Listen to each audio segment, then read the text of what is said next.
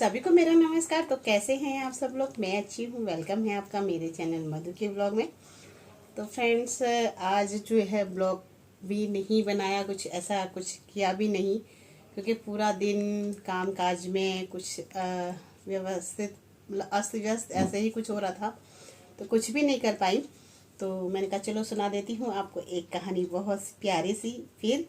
और ये कहानी जो है भाग्य और कर्म की।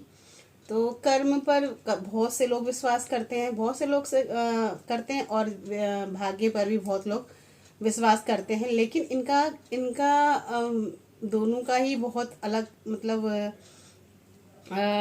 है। तो संबंध एक ही, लेकिन हर कोई इसको एक तरीके से नहीं देखता। तो अब ये इसे किस तरीके से देखते हैं, किस तरीके से इसको फॉलो करते हैं लोग बाग, ये मेरी ही नहीं है, आपकी ही नहीं, हर हर इंसान की एक मतलब वो है कि हम कहीं भी कोई भी हम काम करते हैं तो हम ये बोलते हैं कि नहीं, हमारे भाग्य में ये ऐसा नहीं है तो हम ऐसा नहीं करेंगे, और कर्म करना छोड़ देते हैं। तो और कई बार ऐसा होता है कि हमें एक धुन सवार होती है कि नहीं, ये काम मुझे करना है, कैसे नहीं होगा मेरे भाग्य में, मैं ऐसे करके दिखाऊंगा। तो दोनों में फर्क तो होता ही है।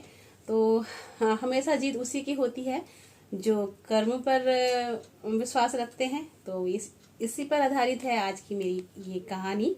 तो एक बार क्या होता है, भाग्य और कर्म आपस में बातचीत कर रहे होते हैं। तो वो बोलते हैं कि भाई, जो भाग्य कहता है कि मैं ज़्यादा बड़ा हूँ और मैं बड़ा हूँ, और कर्म कहता है कि नहीं, मैं बड़ा हूँ। तो दोनों में बहस आपस में करनी है। तो ऐसा करते हैं हम लोग जो है, एक बार इस चीज़ को आजमा लेते हैं और किसी पर इसको प्रैक्टिकली करके देखते हैं कि कौन बड़ा है, तो पता चल जाएगा। तो इसमें तो कोई कहने की बात ही नहीं है, बहस करने की भी कोई मतलब बात नहीं है। तो दोनों के दोनों जाते हैं। तो एक जो जंगल होता है, जंगल में एक आदमी जो है लकड़ियाँ काट रहा होता है घर के लिए। लोग बाग, हर तरीके का इंसान हर तरीके का रोजगार करता है। कोई लोग लकड़ियाँ जंगल से काटते हैं, फिर उन्हें बेचते हैं, फिर अपना घर चलाते हैं। तो हर तरीके से लोग बाग अपना अपना काम करते हैं। तो ये पटरा लगा लेती हूँ, पैरों में दर्द हो जाता है नहीं तो मेरे। तो इसी तरीके से वो भी इसे लकड़हारा कहते हैं। हमारी एक जो हम लोगों ने कहानियाँ सुनी हैं, जो हम लोगों को बताया कि हाँ भाई, लकड़ी काटने वाला लकड़हारा होता है। तो वो लकड़ी काट रहा था, तो उसके पास जो है भाग्य पहुंच गया। तो भाग्य बोलता है कि जो है, अब बोलता तो क्या, उसने क्या करा कि एक सोने से भरी हुई थैली जो है उसके पास में रख दी। किसके पास में? उस लकड़हारे के पास में। और वो वहां से चला आया। तो जब चला आया तो भाग्य ने देखा कि उसने उस लकड़हारे ने देखा कि यहाँ पर तो सोने की जो मोहर की थैली पड़ी है। तो वो बहुत खुश हुआ, और लकड़ी काटने के बाद वो जब घर आया तो गेट खोलने के लिए जैसे ही क्योंकि उसके हाथ में सामान भी था, लकड़ियाँ भी थी, तो उसने क्या करा, लकड़ियों का गट्ठा नीचे रखा और जो मोहर की थैली थी वो दीवार पर रख दी, और उसने गेट खोला। और वो लकड़ियाँ लेके, जैसे रोज की तरह उसे आदत थी, उसने वही किया और लकड़ियाँ लेके अंदर चला गया, और वो थैली उठाना वहां से भूल गया। और मौका पाते ही पड़ोसियों ने हाथ साफ कर दिया। और अब वो बाहर आके, उसने जब उसको याद आया तो बाहर आके देखा तो वहाँ थैली नहीं थी।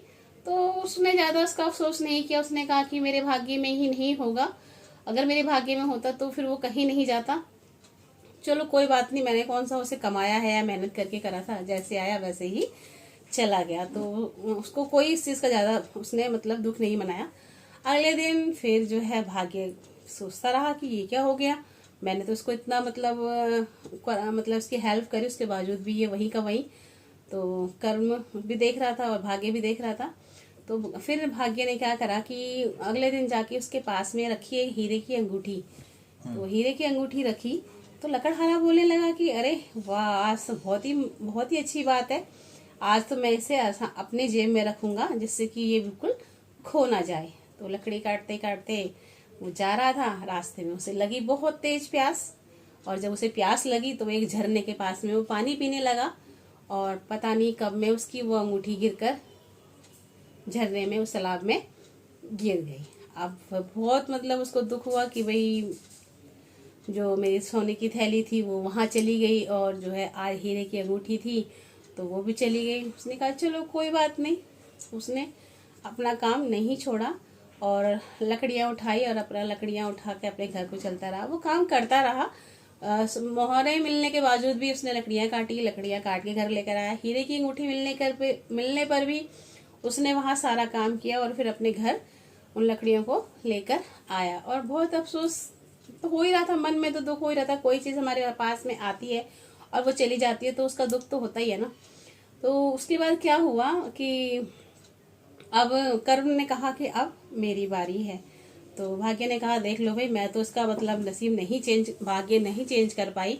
2 बार मैं इसको मतलब इतना कुछ देने के बावजूद भी इसका मतलब कुछ भी नहीं कर पाई। तो फिर कर्म ने कहा कि चलो फिर मैं करके देखता हूँ, क्या पता कुछ हो जाए। तो वो जाता है और चुपके से 2 पैसे जो है लकड़हारे के पास में रख देता है।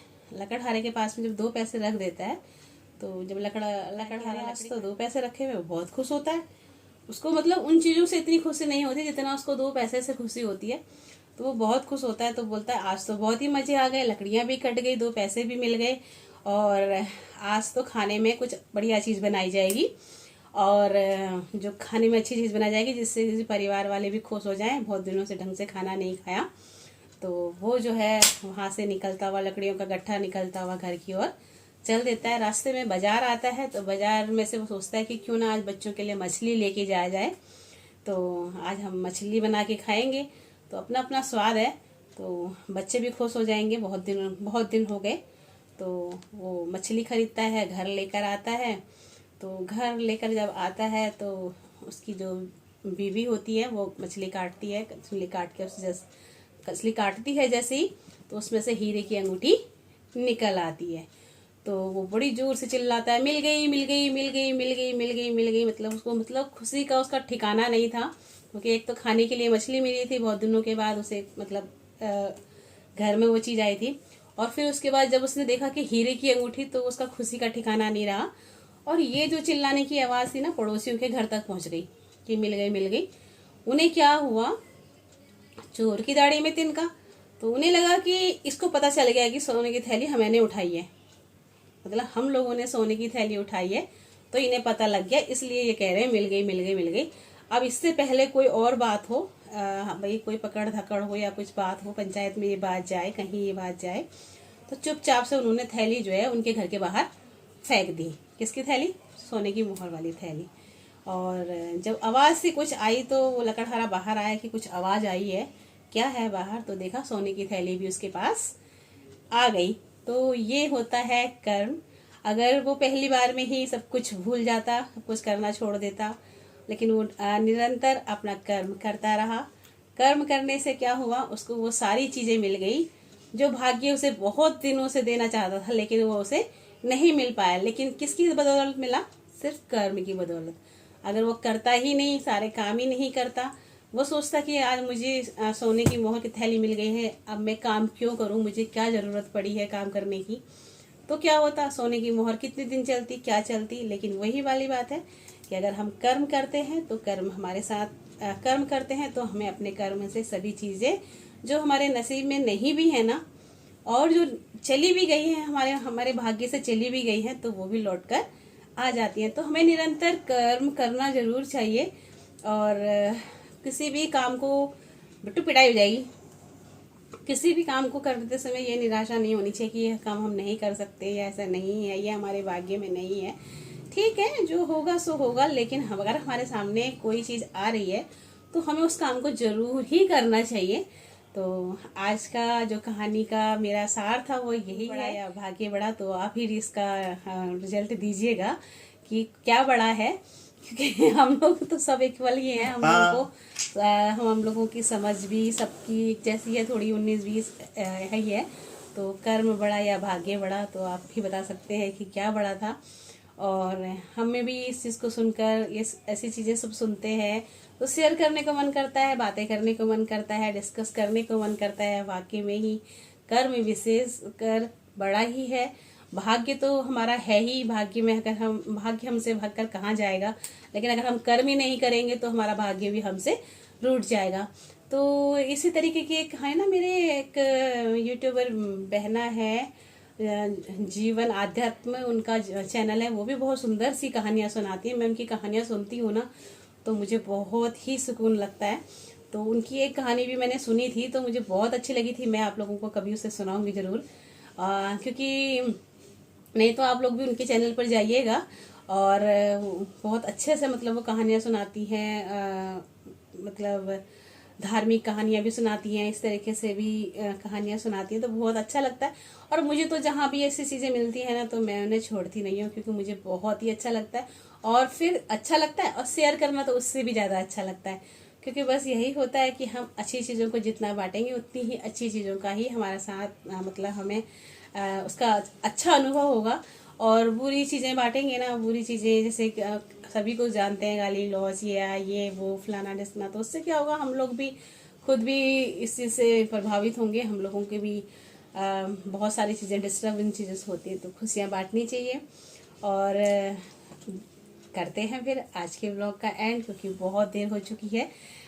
वीडियो मेरा काफ़ी लंबा हो जाता है, बेटा मैं पिटाई बहुत कर दूंगी, और वीडियो मेरा काफ़ी लंबा हो जाता है। तो बच्चे अभी भी मुझे डिस्टर्ब कर रहे हैं, मैं क्या कर सकती हूँ, इनको कुछ नहीं कर सकती, इनका कोई इलाज नहीं है। तो इसी के साथ करती हूँ आज के ब्लॉग का एंड, और फिर सुनाऊंगी आपको कोई प्यारी सी अच्छी सी कहानी या कोई नए ब्लॉग के साथ में। जब तक ब्लॉग नहीं आता, कहानियों का ही दौर मतलब दौर चलता रहेगा, और अच्छे से अच्छी कहानी भी मतलब आपको सुनाने की कोशिश करूंगी मैं, कि जो भी मुझे अच्छी लगेंगी तो मैं आप लोगों के पास ज़रूर लेकर आऊँगी, ज़रूर आपके साथ शेयर करूँगी। तो इसी के साथ ओके, बाय, गुड नाइट।